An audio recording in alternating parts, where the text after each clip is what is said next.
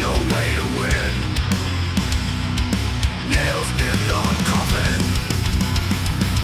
Hey everybody, it's me, your friendly neighborhood Uncle Pete, and this is my series, Nails in a Coffin, where we learn that with great kills, there also come great nails. Welcome back to my channel, or welcome to my channel. If you are new here, you can read what Nails in a Coffin is all about in the section down below, because these videos are not film reviews, rather a breakdown of the kills, and evaluate how well the victim responded to their attack.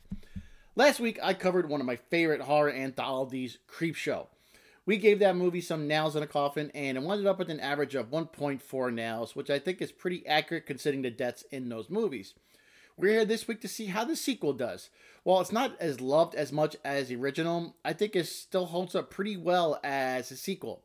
Instead of 5 segments, like its predecessor, we only get 3. One of them is based on a Stephen King short, The Raft. So that should cover everything we got to get to the nailing, so let's start. Our first story is Old Chief Woodenhead. The first set of nails are going to go to Ray and Martha Spruce. They own this little general store in a small town. Standing outside the store is a cigar store Indian called Old Chief Woodenhead.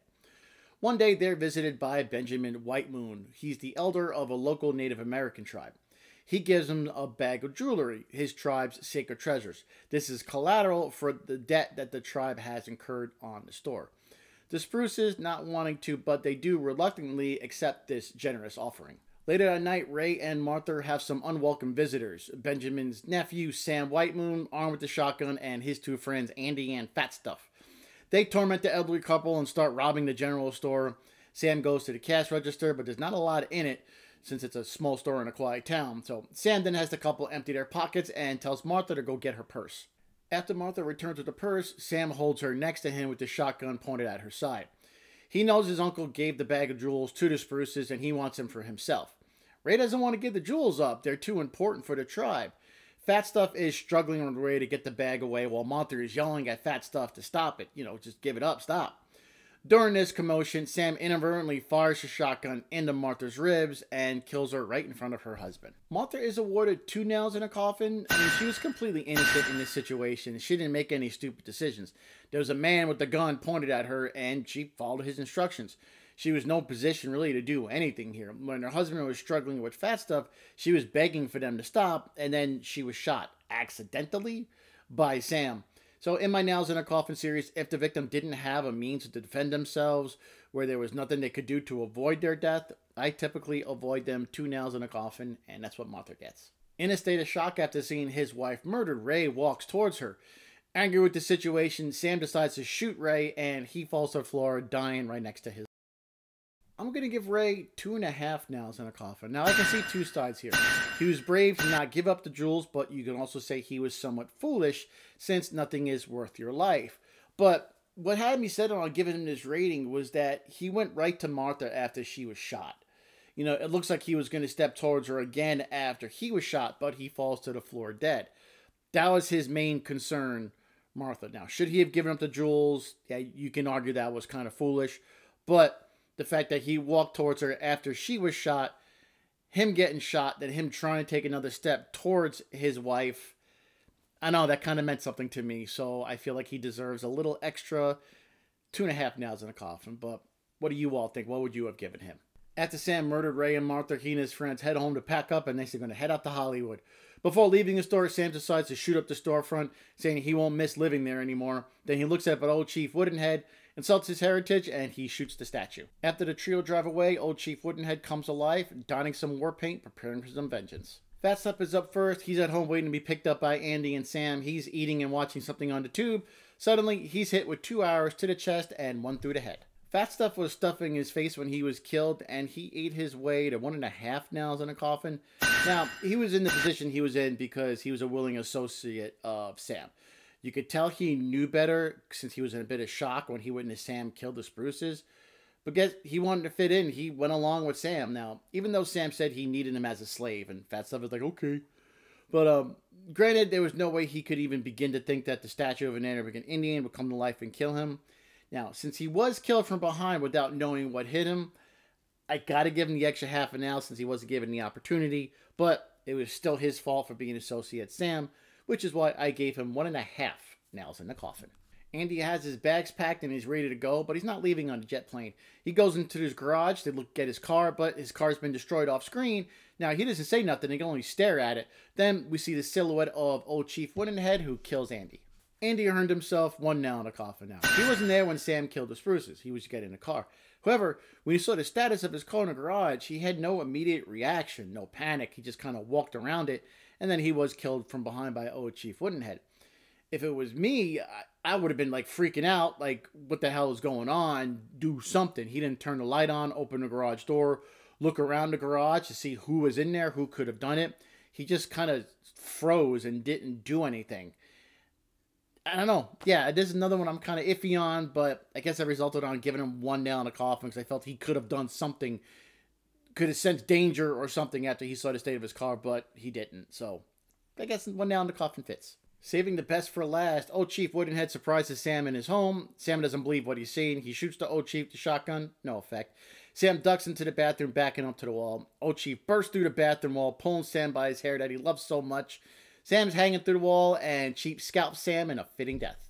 Sam wanted to be a movie star, thinking his hair was going to get him famous. But instead, he's dead with one nail in the coffin. He's dead for killing two innocent people and for greed. It was his fault old Chief Woodenhead had to come to life for revenge. Additionally, when the Chief entered Sam's home, Sam cornered himself in the bathroom. I'm sure there was another exit to his home, a back door or something.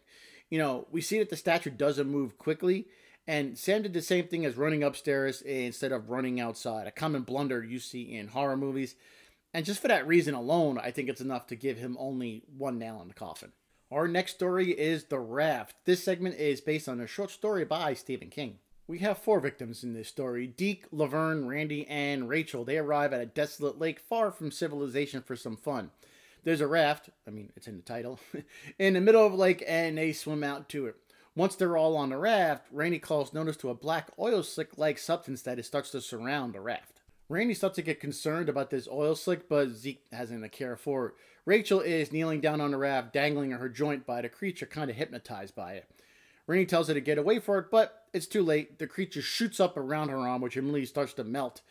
Then it grabs her like the blob and pulls her into the water. She momentarily resurfaces, screaming, "It hurts!"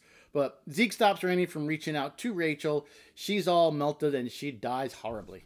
Rachel gets 1.5 nails in a coffin. Now, she didn't do anything blatantly stupid. However, I do feel she was very careless by putting her hand so close to this oil slick, not knowing it was a creature, of course.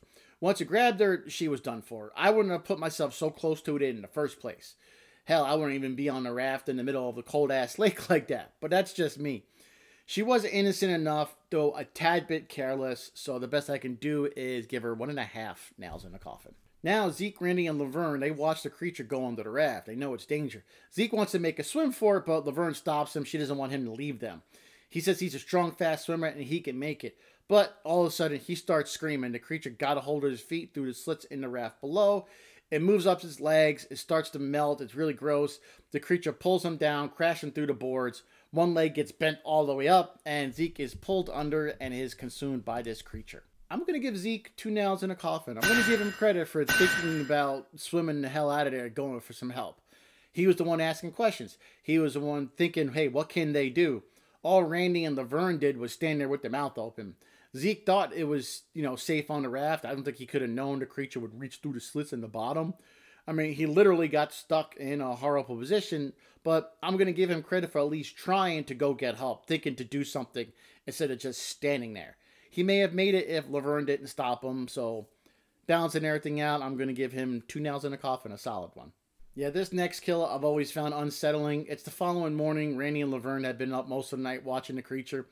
Laverne is exhausted and she's laying down on her ass sleeping. And for reasons, Randy decides to SA her while she sleeps.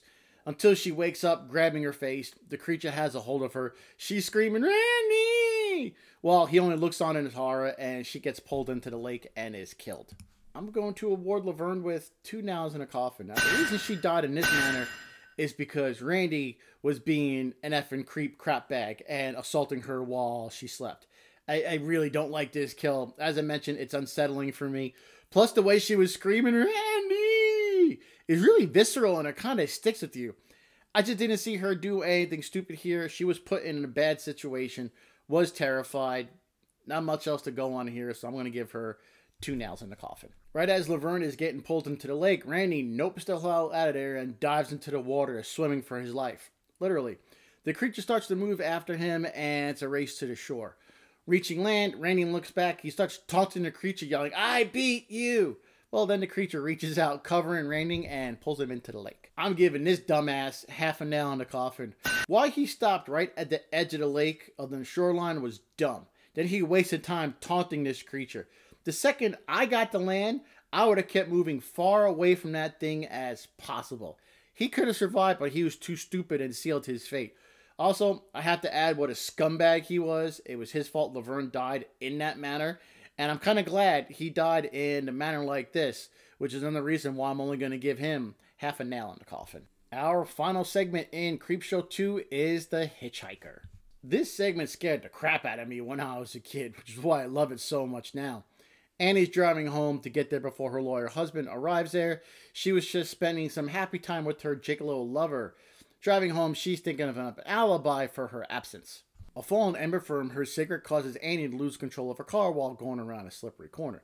She's desperately trying to regain control of the car that's sliding all over the place.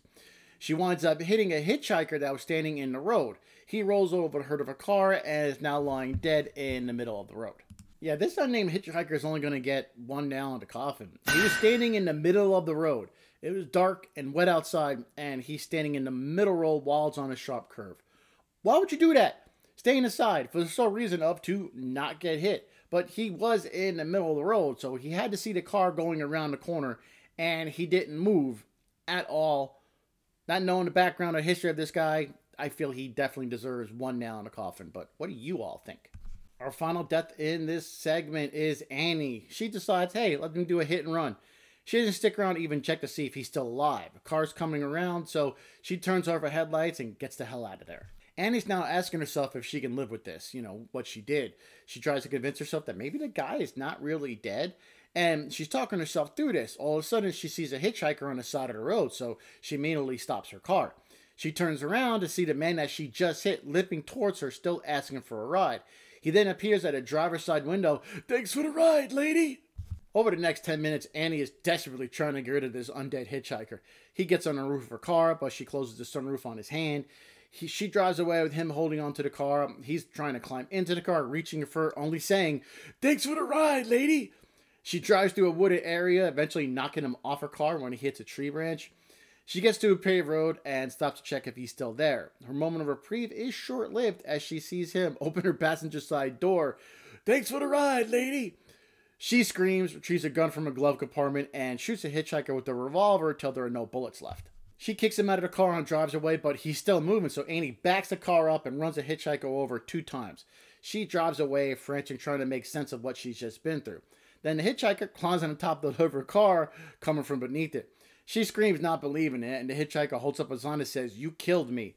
She drives into the woods and smashes him into a tree. She repeatedly rams into the tree multiple times, pretty much destroying her car and the body of the hitchhiker in the process. The final time she smashes into him, she hits her on the steering wheel and passes out. She wakes up a few hours later and her car is lightly covered with snow, so it's been a while. She checks her surroundings, backs her car up. Before leaving, she looks towards the tree and the body of the hitchhiker is gone, so she drives back to the road and heads on home. Annie arrives home and pulls her destroyed car up into the garage. She opens the door, takes a moment to reflect on what happened to her tonight. When she goes to get out of the car, there's a hitchhiker who slides out from underneath it. Again, "Thanks for the ride, lady." She screams and he climbs into the car and kills her. Annie wasn't a good person, but that's not really what I rate here with nails in a coffin, but I'm going to bestow upon her with 2 nails in a coffin. Now, she did kill the hitchhiker and drive away. That was despicable. That's why the undead hitchhiker was hell-bent on killing her. But I'm going to give her credit for trying everything she can think of to get rid of him. She didn't give up. She ran him over multiple times. She shot him. She didn't stick around waiting to see if he got back up. She ran him into a tree over and over again till he was pretty much just mush. She tried hard not to die, and I would normally give her more than 2 nails in a coffin since she fought so hard, but it was her fault for leaving the scene after hitting him. It was an accident. It's not like she was drunk. There was no reason she had to flee, other than she just wasn't a nice person. That's all I can say on that one. But based on the rating and all that, I'm going to have to settle on 2 nails in a coffin for her. You know, going back and forth. She wasn't a nice person, but it was an accident. She fought hard. Let me know what you all think. What would you have given Miss Annie? There we go, ladies and gentlemen. Those are all my Nails in a Coffin 4 or Creepshow 2. Here's a summary of all the nails I've awarded. Here's the average nails in a coffin, which is 1.55 nails, which is a bit higher than its predecessor. Not by much. I guess the victims here just did a little bit better of a job in its sequel comparing 2 movies. Plus, there was only 3 segments to the previous 5, so I guess less of a chance for more stupidity, I would imagine. So, I'll see you here next week when we give the real Creepshow 3, Tales from the Dark Side, the movie, some nails in a coffin. Sorry, I refuse to cover whatever the hell the Creepshow 3 was. I'm not covering that crap bag of a movie. By the way, a lot of people say the real Creepshow 3 is Tales from the Dark Side, the movie, which is a fun movie. And there's actually a segment in that movie that was originally planned for this one. And we'll get to that one next week. Again, thanks for watching. Please like, comment, share, subscribe, all the usual stuff. It would really help me out. It's free. Just takes a second. I greatly appreciate it. Awesome. Until then, take care, stay safe, be good to yourselves, and be good to each other. I am your friendly neighborhood Uncle Pete. Remember, with great kills, there must also come great nails.